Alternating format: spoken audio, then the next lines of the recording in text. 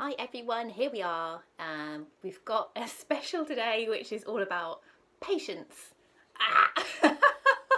And Banjo is displaying impatience at the moment because he's struggling and he wants to get down and do his own thing and he doesn't like being restrained. So down he goes. And I just wanted the focus today to be 11 tips for being patient, cultivating calm, being kinder, being more nurturing of those around you, looking after yourself as well and managing your moods, and making you an altogether nicer, happier person bit by bit. So here's my top 11 tips.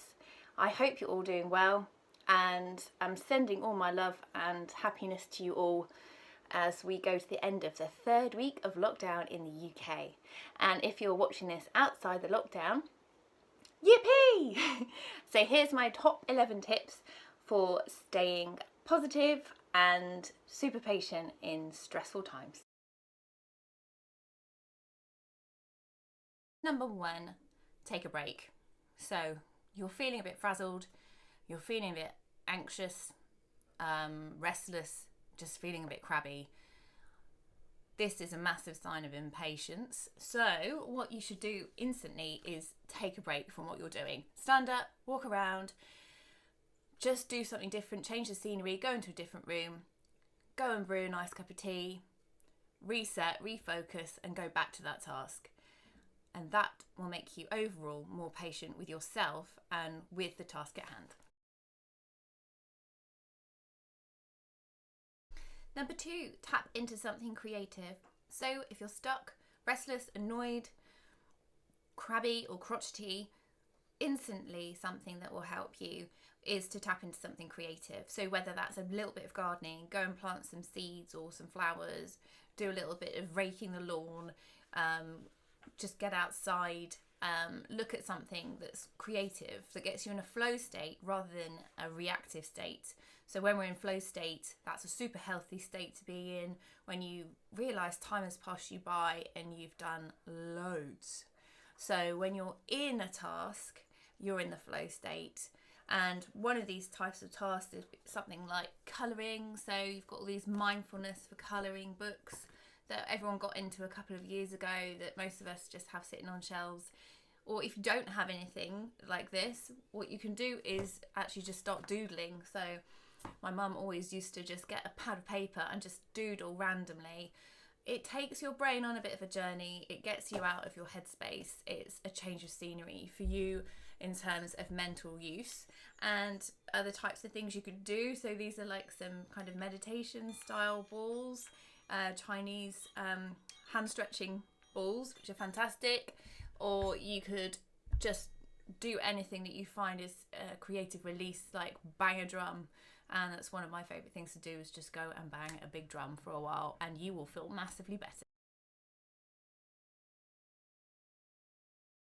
So as I said before in my other video called Breathe, Breath for Life, breathing is the number 1 tool you have at your disposal at any time of day, especially if you focus on the exhale. So that's going to let out all the rubbish. So if you've got pent up emotions and unsaid words, what happens is if somebody pushes your button even slightly, it's going to come falling out at some point.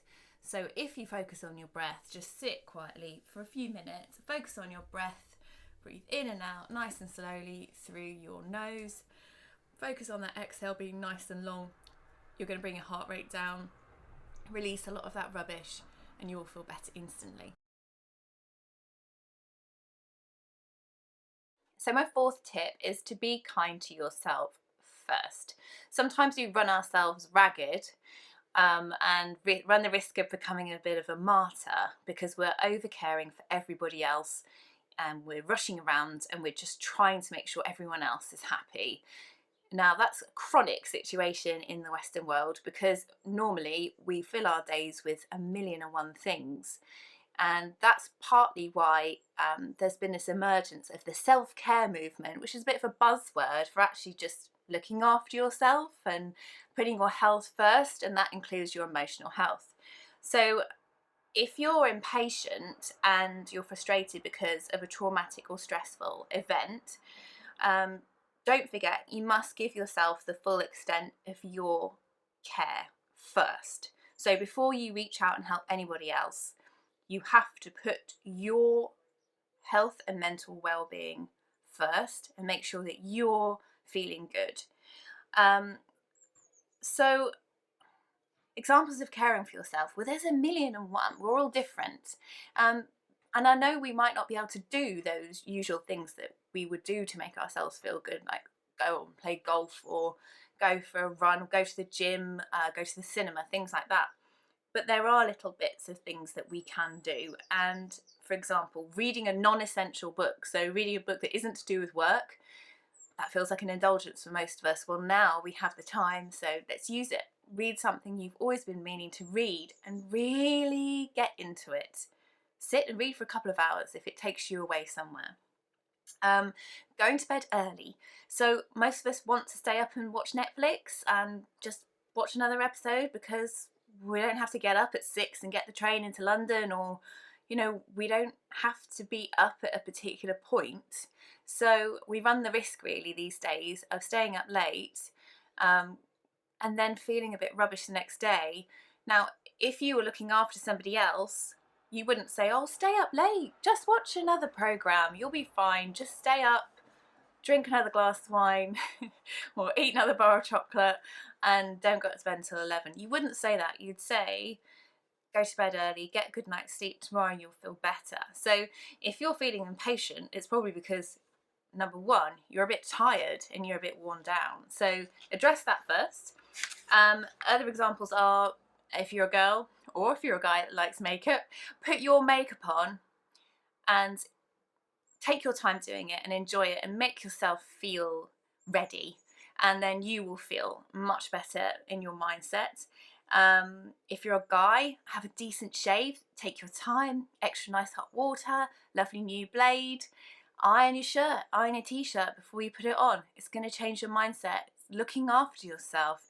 What we present to the world isn't necessarily about vanity, it's actually about attitude. So if you take those steps to be mindful and connected with looking good, and you will feel good in turn. It is about self-care in that sense. Other things you could do, listen to your favourite album, listen to your favourite song full blast, have a sing-along if you can, if you're not too vulnerable with lots of people around you, or take your dog for a walk if you haven't already done that. That's a massive mood lifter. Number 5, replace should with could. We aren't often aware that we often say to ourselves, I should do that, I should ring that person, I should call HMRC and sort out my universal credit, I should do this. If we say should, it means it's about something that we don't actually want to do. And that can make us feel quite anxious, frustrated and impatient if we haven't done it. So we become impatient with ourselves for not crossing something off a list. Now, as we're in ever-changing, rapidly evolving, mentally conflicting times at the moment, it's quite important that you underestimate how much you can get done in a day, and therefore what you possibly should do. Change that should to the could. For example, write down 5 things that you could do today that you know are actually achievable, such as have a decent shower, wash your hair, get dressed, call one person, answer your emails. If you're working, perhaps a certain amount of hours that you know you're actually good for. So number of hours that you can concentrate for, just schedule that in. Don't go beyond that. And also, if you're working from home at the moment, you need to be really, really clear with your manager or your co-workers and yourself about your work boundaries. So your hours of availability are super important, because this helps other people see that you're taking care of yourself, and that you value your work-life balance as well. Don't be frightened to express your emotions if somebody set you a goal that's totally unrealistic, such as being given a project that would normally take you 3 days and they've given you like a time limit of 5 hours or by the end of the working day, it's really important that you don't run the risk of totally self-sacrificing at this time in history, because it's a very unusual time and we're all under so many emotional pressures. So you're at risk of burning out if you take on too much, and you need to gently stick out your neck and stand up for yourself.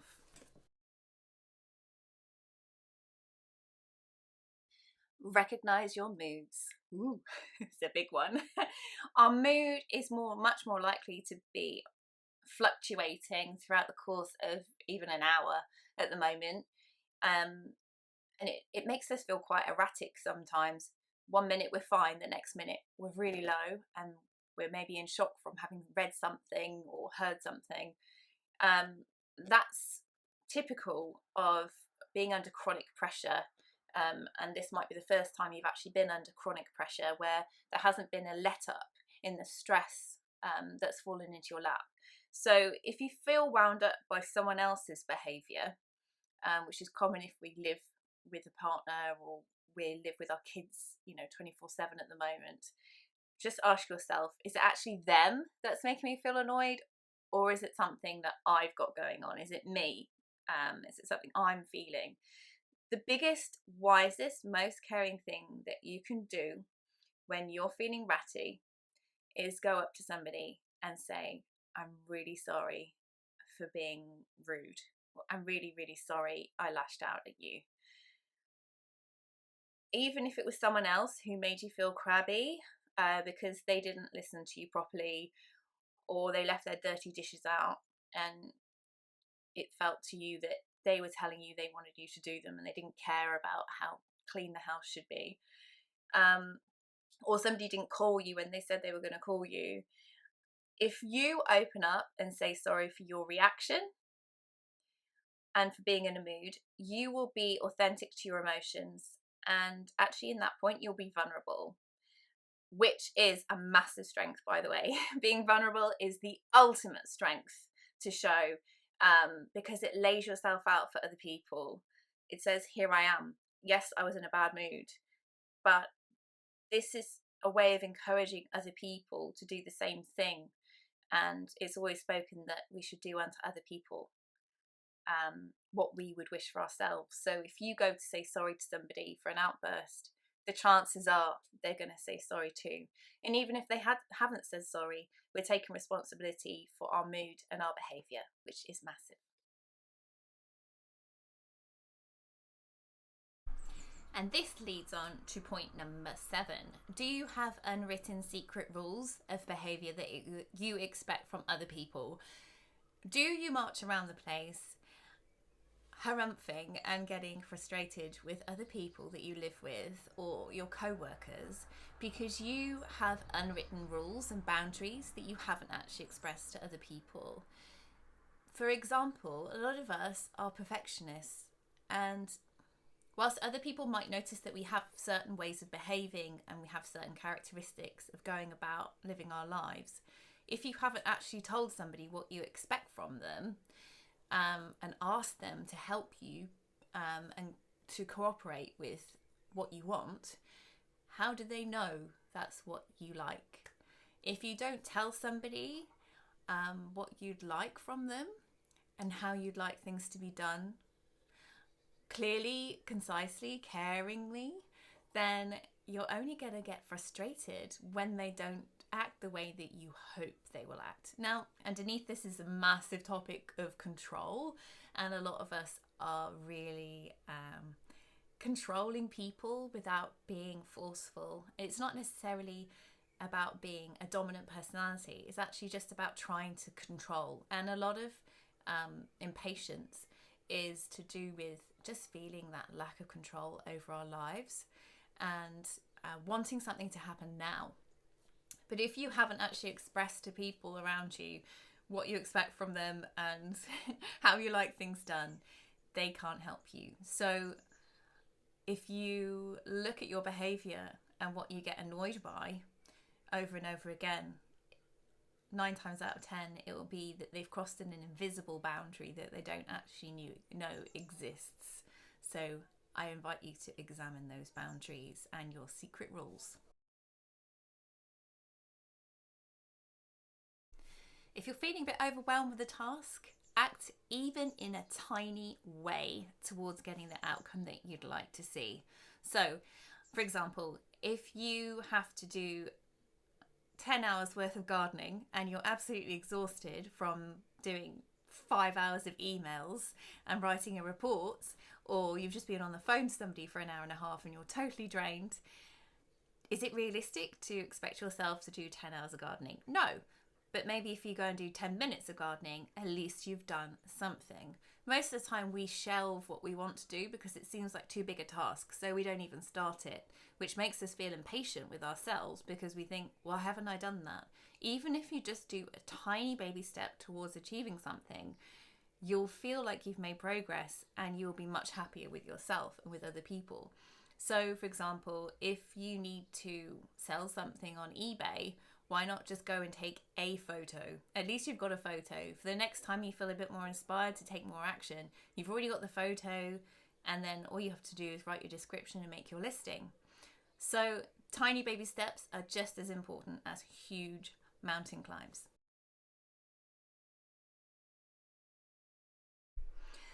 My 9th tip is release some physical energy.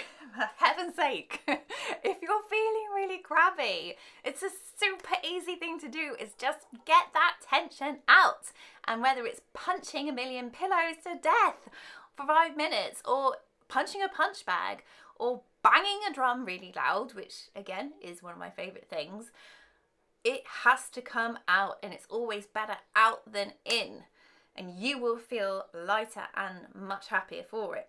So, doing something physical and exertive, if you feel caged up and disempowered or ratty, is a really nice shortcut way to change your mindset and being more patient with other people. So my favourite thing is HIIT. So it's high intensity interval training, followed by doing yoga. So the yoga is like the cool down and the stretch and the recenter and like the reframe and like the happy, lovely hug of a workout.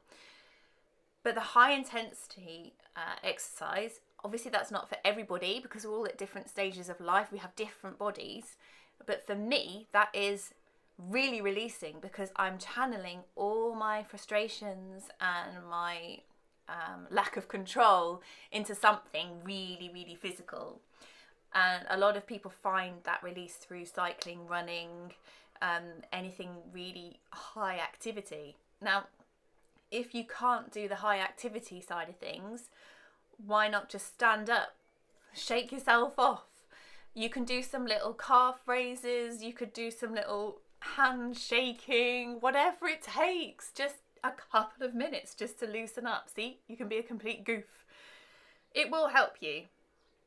And I'll include below a little link to Rangan Chatterjee, who many of you are familiar with. He's a GP and he does these amazing interviews online, and this one particular interview is quite long. It's about an hour and a half, but it's with a guy who was an armed robber and he was in a maximum security prison, and it's about what he did in terms of channeling that physical energy, and he became a world record breaker on static rowing or indoor rowing, so on an ergo. And it's really interesting hearing about prison life for one, which is, it has some parallels to the way that we're living now for the lockdown period, but also for how he overcame that and how he had an outlet for anger, which he didn't actually have before. So he didn't have exercise before, he didn't have that physical release before, so he used to act on his anger time and time again, his anger with the system. So it's a really impressive listen. It's, once you've heard his story, it does change your mindset quite a lot. So I'll put that below for you to have a little listen to.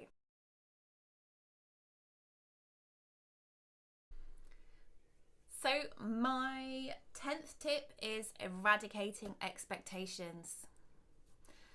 It's a tough one, but we all have expected outcomes. We all have a goal in mind of each period of our lives. And because we're in the unknown at the moment, we can't really have any expectations of ourselves and of politicians and of the world in any way, because for one, we don't know how long we're going to be at home for. So we can't really plan for anything because we don't have a time frame to slot those plans against. And we don't have any knowledge of how to cope with what we're going through. We haven't been through it before, ever. We have no ways of coping with this new reality, which is why we all have to be patient, that we're all learning as we go. And don't forget that this is a learning curve and it's a totally new process. And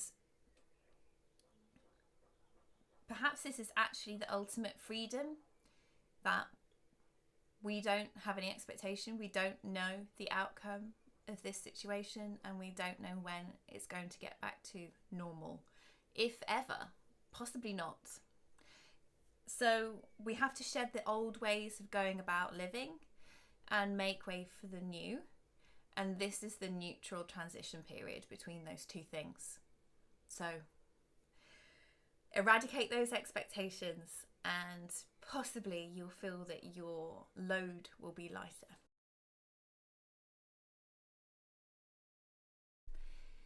Be grateful. Sounds cheesy, but if you focus on even just 3 things every day that you're thankful for, and I would say, please, can one of those things be your feet? As a reflexologist, please be thankful for your feet. They carry you through your life. If you can only find your feet, your breath, your health, those are huge. If we manage to get through each day, we have done amazingly well. Be thankful for your own resilience. Be thankful for all of your family and friends. Be thankful for having a roof over your head if you have one. If we're in the gratitude mindset, we can't really be in a bad mood. We can't really be aggressive. We can't really feel impatient. And we will be more patient over time if we practice being grateful on a regular basis, because we're already happy with our lot, so we won't need to be pedaling towards the next thing, the next big thing, the next massive car, the next house, whatever, if we're grateful for what we already have. So there's been a lot of scientific work into gratitude, and it's one of the massive things that you can do to make you feel more positive in your energy.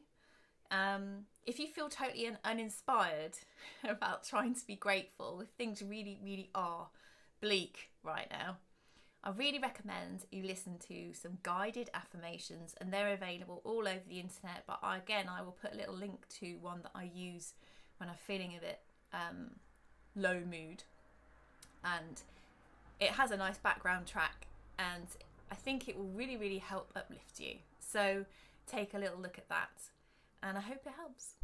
And just a little side note about physical incarnations of feeling angry or impatient. So we might not necessarily notice our emotions, we might not think that we're in a bad mood, and we might not find ourselves getting ratty with other people, but just want to give you a couple of quick examples of what might happen to you physically if you have an underlying annoyance or impatience over something. And if you want to know more about this, then look at Louise Hay, Heal Your Body, which is a list of all the conditions and diseases that we have as humans and the possible emotional roots of those. This again is a huge topic, and it's really fascinating, and whether you agree with it or not is, completely up to you, but it's very illuminating, and it's super, super, super fascinating side of health and holistic health. So anger, frustration, impatience in your body comes out sometimes as urinary tract infections, any problems with your bladder. The types of pain you get when you're angry and frustrated are like a hot, searing pain, so like a sharp, sudden pain in your shoulder, for example, and sometimes it comes out as a fever. if you're angry and generally sitting on a lot of disappointment and frustration with other people, it can come out as gut problems, sometimes sleeplessness, and mid-back pain. So quite specific, but if you imagine, it's about get off my back, you know, stop hounding me for whatever it is that, you know, somebody's putting pressure on you for. So those examples of how your emotions can come out in you physically. So something to be mindful of. And don't forget to be patient with yourself, number one, and just try and be as kind as you possibly can.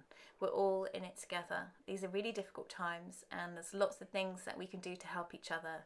And I hope you find this helpful in your life. And from my house to yours, take care. Bye.